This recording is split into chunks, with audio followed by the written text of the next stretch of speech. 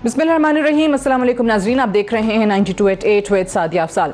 नाज़रीन, एक तरफ कुछ सियासी मामलात हैं, इंतखाबी इस्लाहात के हवाले से हर ही सियासी जमात ने ये दावा किया कि वो चाहते हैं कि रिफॉर्म्स लाई जाएँ। जो इलेक्टोरल रिफॉर्म्स के हवाले से बिल आया उस पर काफ़ी ज़्यादा तहफ़्फ़ुज़ात अपोजिशन के भी सामने आए, इलेक्शन कमीशन के भी सामने आए। एक जो अहम नुक्ता जो हुकूमत कहती है कि इस पर हर हाल में अमल दरामद होना ही चाहिए, वो ओवरसीज़ के हवाले से है कि उनको वोटिंग राइट मिलना चाहिए। शहबाज शरीफ साहब ने ओवरसीज पाकिस्तानीज़ को पार्लिमान में नुमाइंदगी देने के हवाले से एक तजवीज़ आज पेश की है, और वो ये है कि उनको मखसूस नशिस्तें दे दी जाएं। 5 से 7 सीटें कौमी असम्बली में और 2 सीटें जो हैं वो सेनेट में दे दी जाएं उनको। और ऑब्वियसली अगर इस किस्म के किसी इकदाम के साथ हुकूमत और अपोजिशन की जमातें आगे बढ़ती भी हैं तो भी कानून साजी की ज़रूरत पड़ेगी। दूसरी तरफ कुछ ऐसे मामलात हैं जिस पर इस वक्त तमाम तर तवज्जो जो है वो होनी भी चाहिए। जैसे अभी रिसेंटली हमारे साथ कल FATF वाला एक मामला हुआ कि पाकिस्तान ने 27 में से 26 नुकात पर अमल दरामद किया, लेकिन उसके बावजूद भी पाकिस्तान ग्रे लिस्ट में मौजूद है फाइनेंशियल एक्शन टास्क फोर्स की। बल्कि 7 नुकात मजीद एक एक्शन प्लान जो है वो पाकिस्तान को थमा दिया गया और उस पर अमल दरामद के लिए कहा गया।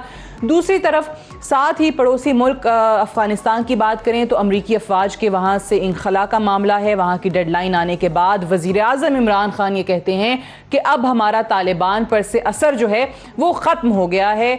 हमारे ही असर की वजह से और हमारे ही कहने की वजह से उन्होंने काबुल हुकूमत से भी मुज़ाकरात किए और अमेरिका से भी मुज़ाकरात किए। और एक तरफ तो अशरफ गनी साहब की और अब्दुल्ला की वाशिंगटन में मुलाकात भी हो रही है अमेरिकी सदर जो बाइडन से, जो कि नई पार्टनरशिप का जो है वो इस वक्त जिक्र कर रहे हैं अमरीकी अफवाज के वहाँ से इनखला के बाद। और वज़ीर आज़म साहब ये कहते हैं कि अगर अमरीकी फोर्सेस यहाँ से चली भी जाती हैं तो हमारे साथ एक महज़्ज़ब ताल्लुकात जो हैं वो होने चाहिए, अमेरिका के उस नौइयत के ताल्लुकात होने चाहिए जो कि अमेरिका के और बरतानिया के हैं या फिर अमेरिका और भारत के माबैन हैं। ये किस तरीके से मुमकिन हो पाएगा, इन्हीं तमाम चीज़ों के हवाले से आज के प्रोग्राम में हम बात करेंगे। सेनेटर अब्दुल कयूम साहब हमारे साथ मौजूद हैं, सीनियर रहनुमा है पाकिस्तान मुस्लिम लीग नवाज़ के। हमारे साथ चौधरी मंजूर अहमद साहब मौजूद हैं, सीनियर रहनुमा है पाकिस्तान पीपल्स पार्टी के। और अली नवाज़ अवान साहब हमारे साथ मौजूद हैं, आप MNA हैं और special assistant to the prime minister हैं। चौधरी मंजूर साहब, अगर मैं आपसे आगाज़ कर सकूँ, क्योंकि ये मामला इस पर चाहे वो अपोजिशन की जमातें हैं चाहे वो हुकूमत की जमातें हैं, सभी ने इस चीज़ को फेस किया है। माजी में भी अफ़गानिस्तान के हवाले से, तालिबान के साथ मुज़ाकरात के हवाले से जो हमारा किरदार रहा, या अमेरिका से किस नौइयत के ताल्लुकात होने चाहिए। अब वाकई आप समझते हैं कि जो वज़ीर आज़म साहब बात कर रहे हैं कि अगर हमारे अब जो तालिबान पर असर रसूख था या हमारे कहने पर या हमारी आमादगी की वजह से वो बात कर रहे थे काबुल हुकूमत के साथ भी, वाशिंगटन के साथ भी, सो अब वो असर रसूख ख़त्म हो गया है, तो उसके रिपरकशंस क्या हो सकते हैं? देखिए, एक तो पहले ये सोचना पड़ेगा पाकिस्तान को कि एक मुझे जो नज़र आ रहा है, मेरी ख्वाहिश है कि मैं गलत हूँ, लेकिन जो इस वक्त नजर आ रहा है वो ये है कि पाकिस्तान एक और अंदरूनी जंग के लिए तैयार होना चाहिए। पाकिस्तान को ये इतना सादा मामला नहीं है कि आप इनकार कर दें कि हमने तो किसी की मतलब जंग में नहीं जाना। आपके तो यहाँ पे गवर्नर्स अनाउंस कर दिए गए तालिबान में, अभी उधर तो कुछ हुआ है या नहीं हुआ। यहाँ पे तो सारे के सारे जितने उन्होंने अपने अपने गवर्नर्स, हर जिले का एक गवर्नर अनाउंस कर दिया है। आपको नहीं समझ आ रही लाहौर के धमाके से और बाकी चीजों से आप जिस तरफ मूवमेंट है, जो टारगेट किलिंग बन्नू के अंदर और फाटा के अंदर शुरू हो गई है, ये सब क्या है? एक तो ये इतना सादा मामला नहीं है। ये सारे ममालिक को बैठकर, मैं नहीं कहता कि उसका हर बात आप मान लें, लेकिन सवाल ये है कि अपना पॉइंट ऑफ व्यू क्या होगा, पाकिस्तान का पॉइंट ऑफ व्यू क्या होगा और बाकी ममालिक का क्या होगा। इस पे सिर्फ ये नहीं है कि अफगानिस्तान का अंदरूनी मामला है, अब ये अफगानिस्तान का अंदरूनी मामला नहीं है, ये एक इस खित्ते का मामला है। पहले भी अंदरूनी मामला नहीं था, तो ये इस तरह से आप बिल्कुल आउट हो जाएं। कल आप इसका क्रेडिट ले रहे थे कि हम तालिबान से मुज़ाकरात करा रहे हैं, आज आप बिल्कुल आउट हो गए। तो ये कौन सी खारजा पॉलिसी? अल्टीमेटली आपको एक एंगेजमेंट चाहिए जो आप सारे खित्ते के ममालिक, जिसमें चाइना भी एक प्लेयर है, अमेरिका है, जिसमें बाकी है, अगर आप एंगेजमेंट नहीं करते तो इसका मतलब आप रूठ कर साइड पे बैठ जाएंगे। तो ये तो कबूतर की तरह आंखें बंद करने वाली बात है। बिल्ली जो है उसने थोड़ा चले जाना। अब दो चीज़ें जिनका आपने जिक्र किया कि हुकूमत जो है, अली नवाज जवान साहब, एक तो वज़ीर आज़म साहब कहते हैं कि जी हमारा असर और रसूख अब तालिबान पर से ख़त्म हो गया है अमरीकी फोर्सेस की वापसी की डेडलाइन आ जाने के बाद, और चौधरी मंजूर साहब का उस पर आपने नुक्ता नज़र सुन लिया। वो कहते हैं कि जी ये तो कोई तरीका नहीं है कि उस वक्त आप कहें कि हम किरदार अदा कर रहे थे मुज़ाकरात कराने में और अब आप कह दें कि जी हमारा कोई इन्फ्लुएंस नहीं रहा। और दूसरी चीज़ कि वो कहते हैं वज़ीर आज़म साहब कि इनके फोर्सेस के जाने के बाद यहाँ से तो हमारे वो ताल्लुकात होने चाहिए अमेरिका से जो अमेरिका और भारत के हैं या अमेरिका और बरतानिया के हैं। तो वो क्यों कर मुमकिन हो पाएगा जब सिर्फ और सिर्फ आपको इस एक ख़ास मामले के लिए, अफगानिस्तान के लिए, मुज़ाकरात के लिए जो है वो आपकी ज़रूरत पड़ी अमेरिका को? अच्छा सादिया, इस पे ना हमारी बड़ी स्टेटेड हमारी लाइन रही है। प्राइम मिनिस्टर इमरान खान जब ये सारी पार्टीज़ बाशमूल पाकिस्तान और दुनिया जब 9/11 हुआ और उसके बाद जो इस तरह का अफगानिस्तान के ऊपर पूरी दुनिया ने पाकिस्तान के साथ मिलकर धावा बोल दिया, हम उस वक्त भी यही कहते थे ये जंग हमारी नहीं है, ये वॉर एंड टेरर हमारी नहीं है। हमारे एक ब्रादर मुल्क है जो हमारे बॉर्डर के साथ है, हमारा 250 किलोमीटर लंबा बॉर्डर है, और जो भी उधर होगा उसका कोई ना कोई रिपरकशन पाकिस्तान के अंदर आएगी।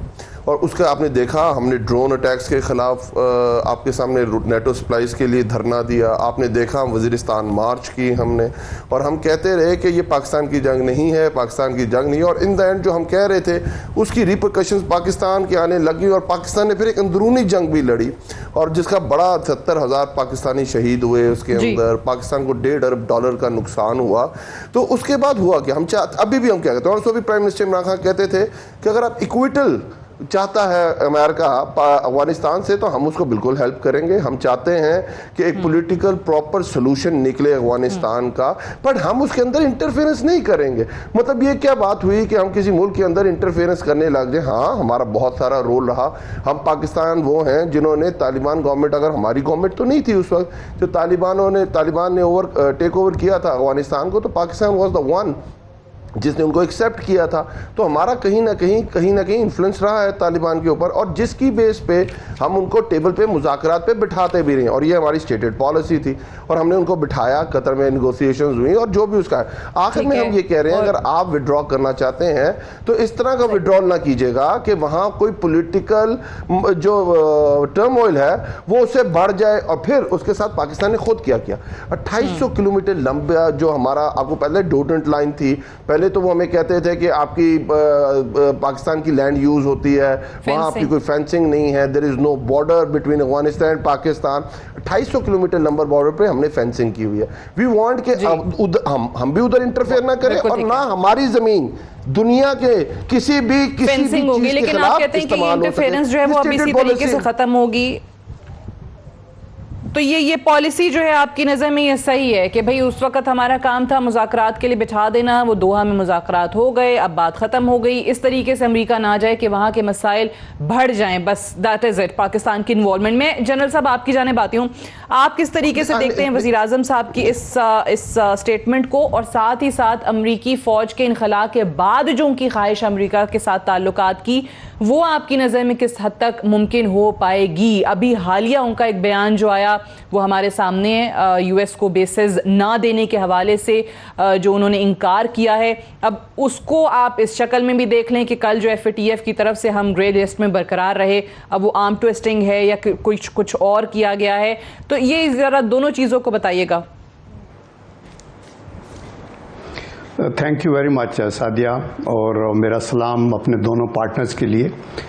देखें, ये जो सफारतकारी है या डिप्सी है ना, ये एक ऐसा आर्ट है जिसके लिए आपको बड़ी सटल हैंडलिंग करनी पड़ती है। ये डिप्लोमेसी आप टीवी स्क्रीन्स पे नहीं लड़ सकते कि इधर प्राइम मिनिस्टर का ये बयान आ गया, उधर उनका ये बयान आ गया। देखिए, पस चिलमन बहुत कुछ करना पड़ता है, बहुत सारी चीजें आपको लूज एंड टाई आप करने पड़ते हैं। You don't want an embarrassment for the nation, at the same time आप अपने इंटरेस्ट को प्रोटेक्ट भी जरूर करते हैं। अभी ये जो वॉर एंड टेरर है, ये एक बोगी थी, आपको पता है, और उसमें हम फ्रंट लाइन इत्तेहादी बने, तो उस वक्त आपने ये देखा कि पूरी दुनिया में ये साबित हो गया कि अमेरिका का हमला ना अफगानिस्तान पे जायज़ था, और ना वेपन्स ऑफ मास डिस्ट्रक्शन थे।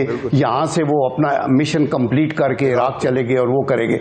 लेकिन उसके बाद चूंकि हम इनके साथ अलाइन हो गए तो हम निशाने पे आ गए।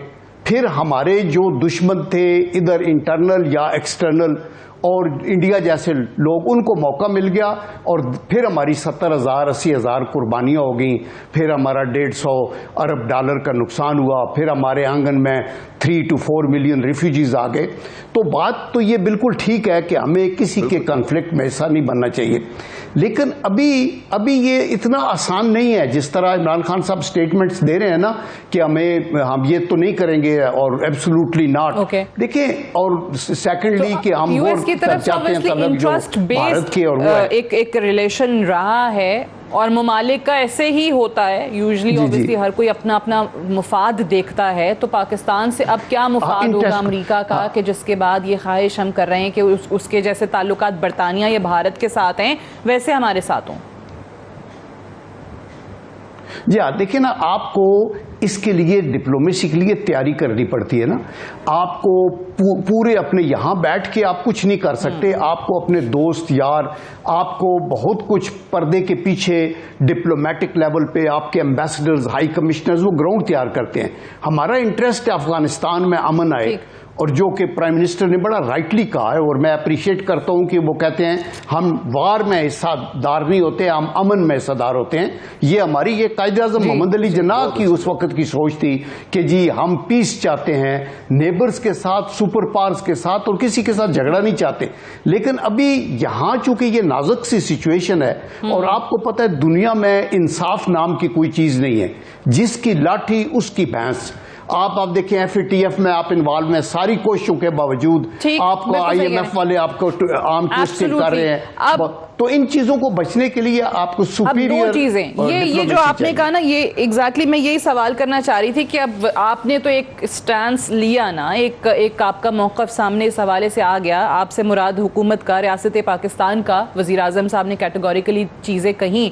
लेकिन अब चौधरी साहब, उसमें मसला ये है, अब ये दो चीज़ें क्या वाकई इन दो फोरम्स को यूज़ किया जा रहा है पाकिस्तान की आर्म ट्विस्टिंग के लिए कि जी आपने इनकार किया, आपने हमारी बात नहीं मानी। अब वो एक FATF हो गया और एक IMF हो गया। आज शौकत तरीन साहब असेंबली में बात कर रहे थे और कह रहे थे कि जी वज़ीर आज़म इमरान खान तो IMF के सामने खड़े हो गए हैं, उन्होंने बता दिया है कि हम जो है वो आपकी बात ऐसी कोई नहीं मानेंगे जिससे हमारी आवाम पर बोझ पड़े। और साथ ही साथ आज जो हमारे फॉरेन मिनिस्टर ने बयान दिया, वो भी पॉलिसी स्टेटमेंट के, उनको भी हैरत हुई। वो कहते हैं कि जी 27 में से 26 पर अमल दरामद हो जाने के बाद भी FATF में हम बरकरार हैं, इस लिस्ट में हमारा, मॉनिटरिंग लिस्ट में हमारा नाम है, तो इसका कोई जवाब ही पैदा नहीं होता। सो आप इन चीज़ों को देखते हैं इस तरीके से कि आर्म ट्विस्टिंग ही है?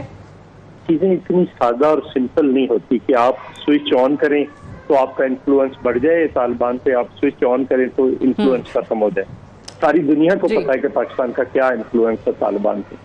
अब होगा क्या अगर आप उसमें एंगेजमेंट में नहीं जाते तो नतीजा क्या निकलेगा? नतीजा ये निकलेगा कि एक तरफ अगर अमेरिका वहां से निकल जाता है तो या तो तालिबान वहां पे कब्जा करेंगे। अगर तालिबान कब्जा करते हैं वहां पे, जो अभी एक डिस्ट्रिक्ट के ऊपर तालिबान ने कब्जा भी कर लिया, तो तालिबान कब्जा करते हैं तो उसका इन्फ्लुएंस वापस पाकिस्तान पे आएगा। पाकिस्तान के अंदर तालिबानाइजेशन जो है वो ताकतवर होगी। और दूसरा ये है कि अगर आप उन तालिबान के पे इन्फ्लुएंस आपका है तो जो पाकिस्तान के तालिबान पाकिस्तान है, TLP, TTP, उस पे उनका इन्फ्लुएंस है। एक दूसरी बात, अगर अमेरिका निकल जाता है और आप कहते हैं कि हम तो बिल्कुल अपने घर में बैठे हैं, हमारा कोई इन्फ्लुएंस नहीं है, हम कोई उधर पार्टिसिपेट नहीं करेंगे या कोई एंगेजमेंट नहीं रखेंगे, पार्टिसिपेशन को छोड़े, तो फिर इंडिया आएगा। क्या फिर भी आप पुरअमन रह सकते? नहीं रह सकते। मतलब ये इतनी सादा चीजें नहीं होती। एक बात। दूसरी बात, कि पाकिस्तान पे प्रेशर तो है ऑलरेडी, प्रेशर और बढ़ेगा। अब जहाँ पे FATF का इशू है उस पर जरा सुन लें कि जो इन्वेस्टिगेशन हुई हैं मनी लॉन्ड्रिंग की, वो 2420 हुई हैं टोटल। उसमें से प्रोसिक्यूशन जो प्रोसिक्यूट हुए वो 354 हुए, कन्विक्शन सिर्फ एक हुई। ये है उनका इशू। ये इशू है। वो ये कह रहे हैं कि ये चीजें कैसे हम बिल्कुल इस सही है, तरह वो से यही कह रहे हैं कि जी जो हमारी यूनाइटेड नेशन सिक्योरिटी काउंसिल की तरफ से जो डिक्लेयर्ड टेररिस्ट्स हैं उसकी लिस्ट में जो भी 1000-1200 लोग और हैं, अलमिया क्या है? उनका मुझे मामला तो भी है कि जी आज- वो मुझे- आपकी कन्विक्शन नहीं होती। मुझे आज बट भी अगेन लगता है- चौधरी साहब इस पे हुकूमत का जो मौकफ है, जो आपसे जो इनकी हुकूमत से पहले नून लीग का भी मौकफ रहा, वो यही रहा कि भाई जुडिशरी हमारी आज़ाद है, अब हमारा अदालती निज़ाम पर तो कोई असर रसूख नहीं है। अब वहाँ से बेलें हो जाती हैं, वहाँ से कुछ और मामलात आगे बढ़ जाते हैं। देखिए मैं आपको एक बात बताऊं, मसला प्रोसिक्यूशन में है। अगर आप केस ही वीक लेकर जाएंगे तो वो क्या करेंगे? मसला जहाँ पे है, और इस मुल्क के अंदर आपको भी पता है, मुझे भी पता है, जनरल साहब को भी पता है, वेरी इंटरेस्टिंग। ठीक है, जुडिशरी का आप कहते हैं कि नहीं है, आप केस को ही इस तरीके से वहां पर केस को ऐसे लेके चलते हैं। ये बड़ा नुक्ता आपने जो अच्छा रेस किया है। मैं अली नवाज जवान साहब, मुझे एक ब्रेक लेने दीजिए आपसे और जनरल साहब से इसी पर मैं मजीद बात करूंगी right after this short break. Stay tuned.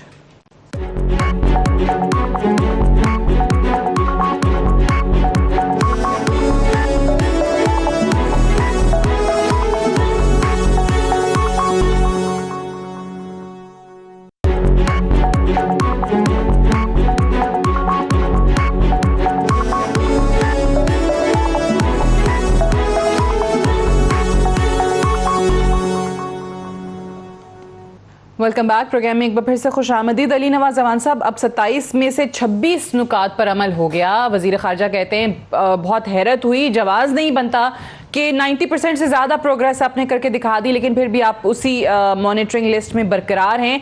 Chaudhary मंजूर साहब ने जो नुक्ता उठाया, अब एक इशू जो उनका बुनियादी इशू है वो ये कहते हैं कि जी उन टेररिस्ट्स को की कन्विक्शंस नहीं होती हैं, उनको सज़ाएं नहीं मिलती हैं।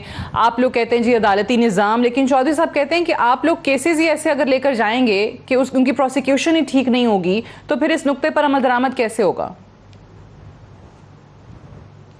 अच्छा, ज़रा समझने की बात है, पाकिस्तान की फॉरेन पॉलिसी जो कह रहे हैं मंजूर साहब, मैं उनसे बिल्कुल एग्री नहीं करता।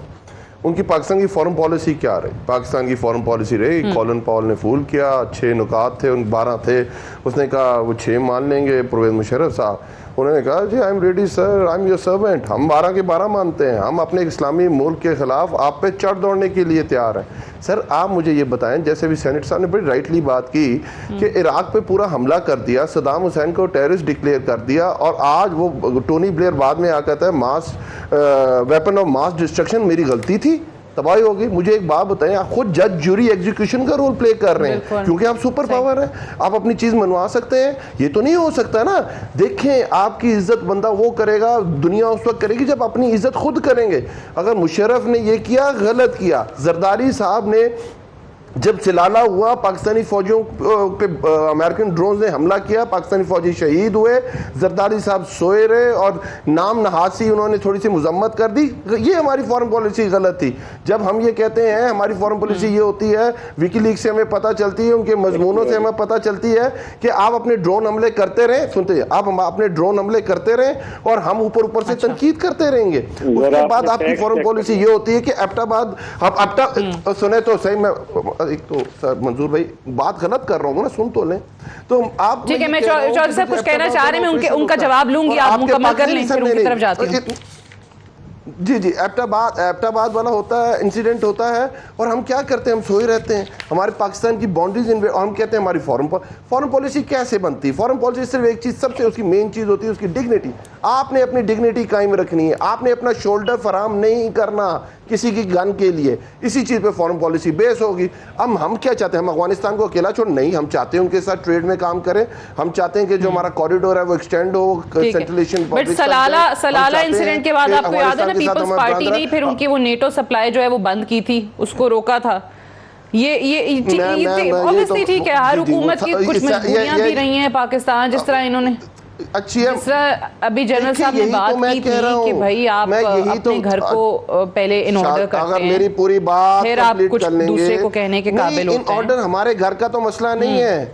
ज़ियाउल साहब आते हैं और वो कोल्ड वॉर का हिस्सा बन जाते हैं। उस जंग को अमेरिका उस वक्त कह रहा होता है कि ये इस्लाम के हक में जंग है, जो मुजाहिदीन है उसको मुझ कह रहा होता है, और जब वहाँ से क्विटल होता है पाकिस्तान के ऊपर फॉल बैक आता है तो वो कहते हैं ये बड़ा बेवफा है अमेरिका। जब आप अपनी सोच पे, अपनी अकल से, अपने मुल्क के स्टेक के मुताबिक फैसले नहीं करते, अपने इक़्तिदार को एक्सटेंड करने के लिए, अपनी ज़ात के लिए, अपनी फैमिली के लिए, अपने पार्टी के लिए अगर आप फैसले करते हैं, पाकिस्तान को आगे नहीं रखते, तो इस तरह की तबाही मचती है। पहली दफ़ा फैसला हो रहा है, हम कह रहे हैं एब्सोल्युटली नॉट।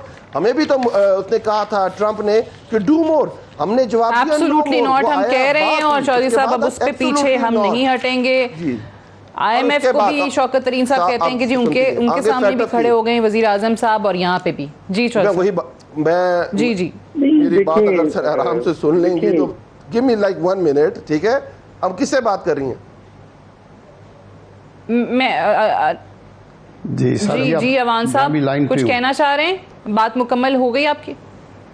जी मैं सिर्फ ये कह रहा हूँ, आपने फेटफ वाली जो बात की, आपने बिल्कुल ठीक बात की है।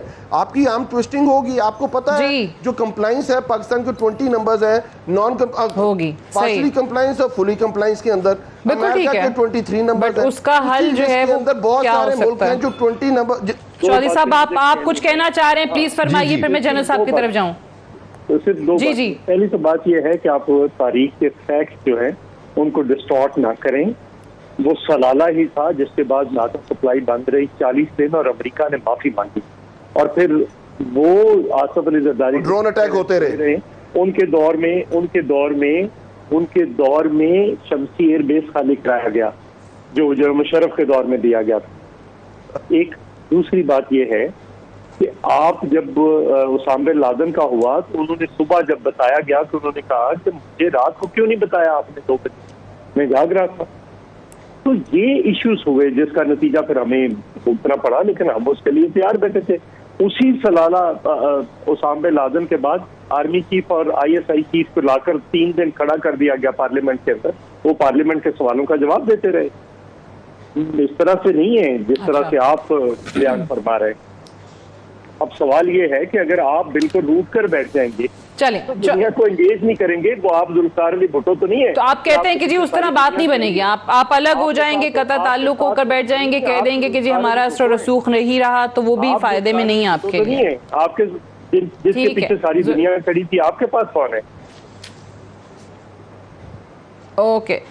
ओके सेनेटर साहब, बस ये कमजोर बात है जी। देखिए सादिया, मैं ये कहना चाहता हूँ कि देखिए इसमें तो कोई दो राय नहीं है कि हमारा प्रोसिक्यूशन सिस्टम वीक है, हमारा एहतसाब का निज़ाम और ज़्यादा बेहतर होने की बहुत गुंजाइश है।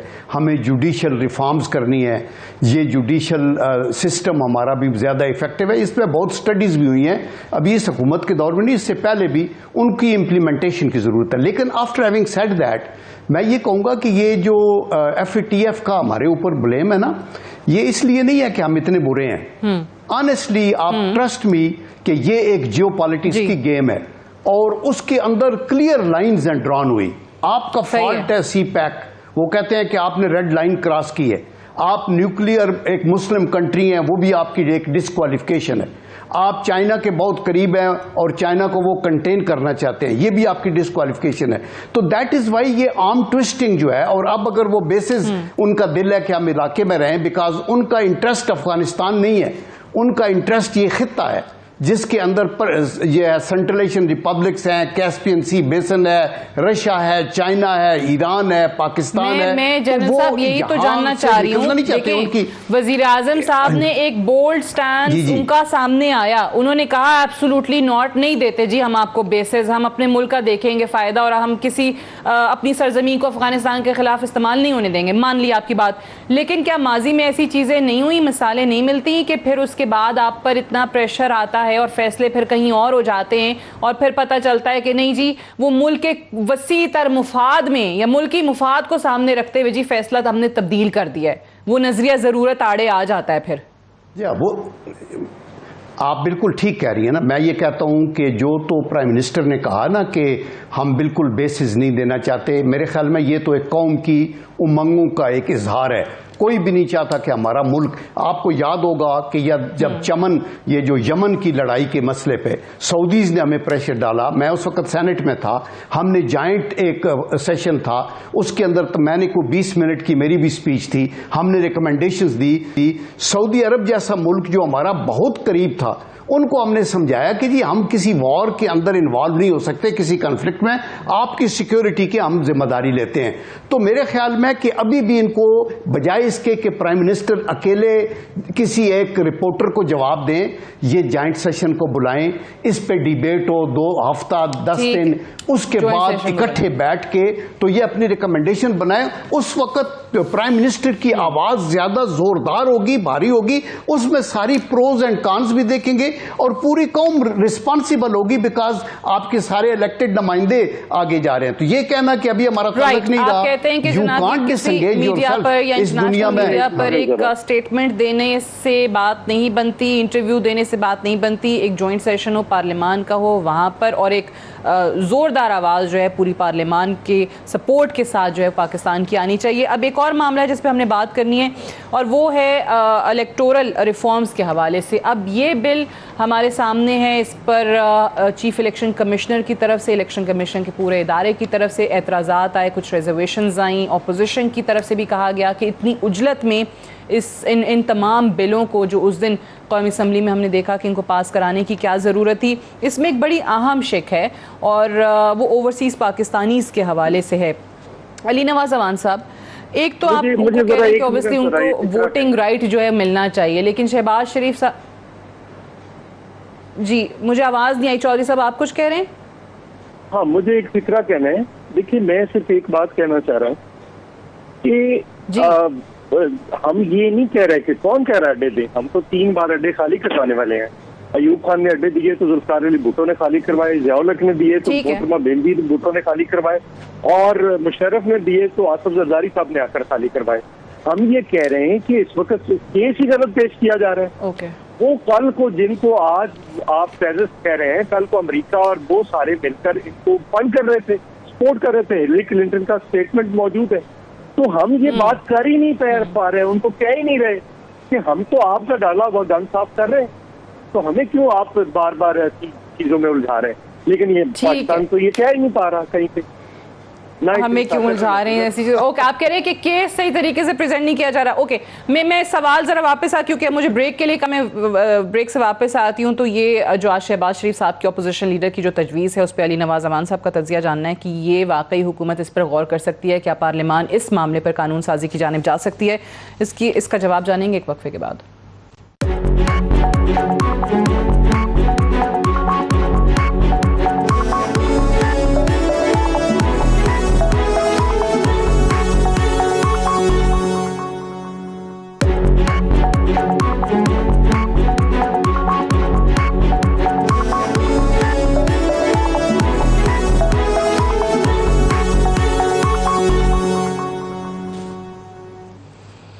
Welcome back. प्रोग्राम में एक बार फिर से खुशामदीद। ओवरसीज़ पाकिस्तानीज़ को पार्लियामान में नुमाइंदगी देने की बात की अली नवाज अवान साहब के सामने हमने सवाल रखा था। अली साहब, आपको लगता है कि इस पर हुकूमत की तरफ से गौर किया जा सकता है कि कौमी असम्बली में 5 से 7 और सेनेट में 2 नशस्तें जो हैं वो कहते हैं मखसूस कर दी जाएं बैरून मुल्क मुकीम पाकिस्तानियों के लिए? अच्छा, थोड़ा सा मैं मंजूर भाई की बात का जवाब देना चाहूँगा पहले, फिर मैं ओवरसीज़ पाकिस्तानी की में आऊँगा। मुझे ज़रा 1 मिनट दे दीजिएगा। जो ये बात कर रहे थे मंजूर भाई कि आपको केस प्लीड नहीं किया जा रहा, पिछले जब से 9/11 खान साहब पूरी दुनिया में केस ही तो यही प्लीड कर रहे हैं, वो यही तो कह रहे हैं। अगर ये चीज़ समझ नहीं आ रही तो वो तो एक अलग इशू है। पूरी दुनिया के अंदर ये केस प्लीड किया जा रहा है। ये हमारी जंग नहीं थी, हमें तालिबान खान बना दिया गया। आप भाइयों ने तालिबान खान बनाया, हमें कहते थे इमरान खान के पेट के अंदर दाढ़ी है। और जो वो पॉइंट आज सारे रिकग्नाइज कर रहे हैं कि इमरान खान उस वक्त ठीक कह रहा था, ये जंग पाकिस्तान की नहीं थी, पाकिस्तान को उसके अंदर शामिल नहीं होना चाहिए था। और दूसरी तरफ जब ये क्रेडिट ले लेते हैं, आपने कहा कि सलाला हुआ था, हमने 30 दिन नेटो सप्लाईज बंद हुई, तो क्या उसके बाद ड्रोन अटैक बंद हुए?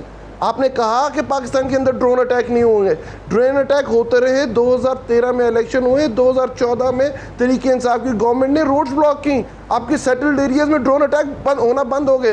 फॉरेन पॉलिसी हमारे हाथ में नहीं थी। तो खैर जो आपके फिगर्स हैं और जो फैक्ट्स हैं उनको ठीक रखा के क्रेडिट लें, जो आपने किया है उसका लें, फॉर गॉड सेक। जिसका नहीं है वो अब नहीं है। तो आप विकीलीक्स आज भी मौजूद हैं जो ये कह रही हैं कि यूसुफ रज़ा गिलानी और रहमान मलिक गए और वो क्या कह रहे हैं कि क्या आप ऊपर ऊपर से करते रहे, ड्रोन अटैक करते रहे और हम ऊपर ऊपर से तनकीद करते रहेंगे? अब आ जाता हूं मैं आपके सवाल के ऊपर। अब आपका सवाल बड़ा जरूरी है और ये समझने की जरूरत है। आज अगर हम IMF के सामने उनके आंखों से आंखें मिला रहे हैं, हम अपना सीना तान के कह रहे हैं कि हम अपने गरीब पे बोझ नहीं डलने देंगे, अमेरिका को अगर हम कह रहे हैं कि एब्सोल्युटली नॉट, उसके बहुत बड़ा हाथ पीछे ओवरसीज पाकिस्तान इसका।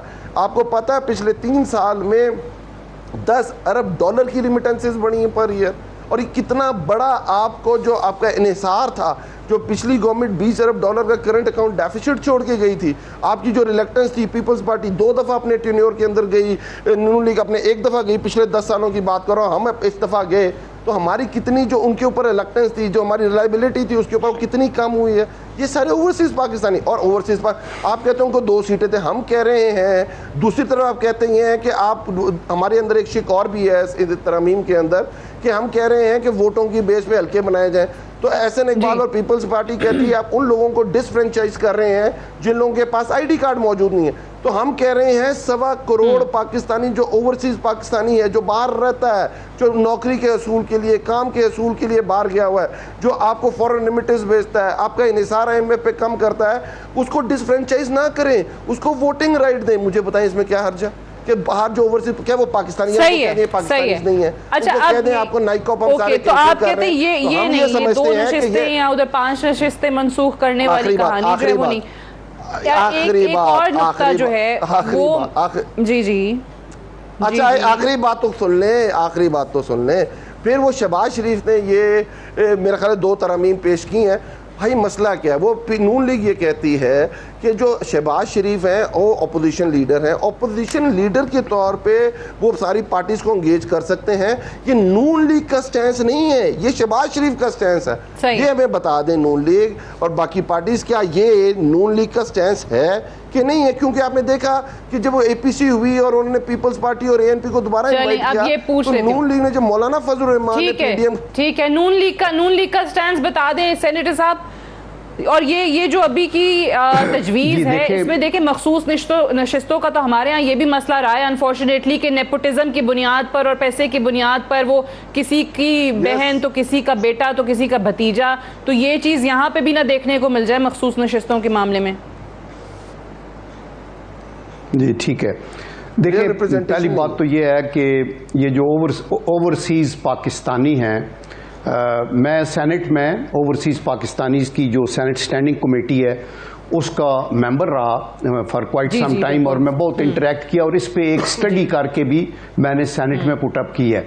ये वाकई हमारा एहसास है, इसमें तो कोई दो राय नहीं है, और हमारे दिल से अजीज़ हैं, ये बहुत करते हैं, ये हमारे एम्बेसडर्स हैं हर मुल्क के अंदर, और इनकी तादाद जैसे वान साहब कह रहे हैं 1.25 करोड़ नहीं है, ये कोई 80-90 लाख हैं, और अभी उसमें से भी बहुत कम हो गए हैं ये कोविड की वजह से, चूंकि रोजगार खत्म हुए तो अंदर 80-90 लाख लोगों के पास नाइकॉप है। जी जी ठीक है। अच्छा तो ठीक है, मे बी देन फिर जो आप कह रहे हैं कि जो रजिस्टर्ड नहीं है वो ज्यादा हो, लेकिन हमारे पास जो आपका जो कंसर्न मिनिस्ट्री से भी आप चेक कर लें 80-90 लाख से ज्यादा ऐसे लोग नहीं हैं। हाउएवर उनको अपना पूरा राइट है उनका हुकूमत के अंदर वो करने।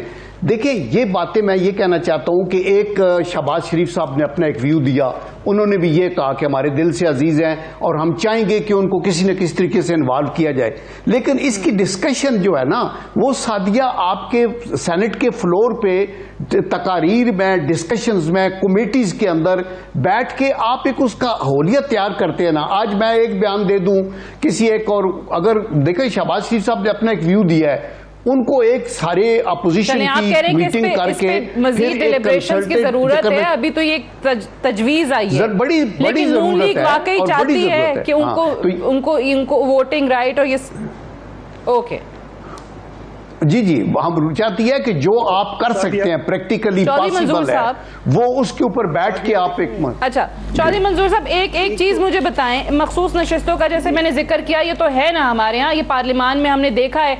दूसरी चीज के जी पैसा बड़ा चल रहा होता है, तो यहाँ पे भी अगर ओवरसीज पाकिस्तानी का ये ना हो कि भाई जो ज्यादा डॉलर्स लगाए, जो ज्यादा पाउंड्स लगा रहा होगा उसको नशिस्त मिल रही होगी, और फिर ओवरसीज पाकिस्तानी में अगर आप वहां पे कहते हैं 4 नशिस्तें 5 नशिस्तें, यहाँ पे 2 नशिस्तें, तो हसन नवाज, हुसैन नवाज, इसहाक डार उनके बेटे फिर ये इन्हीं के लिए मखसूस हो जाएंगी।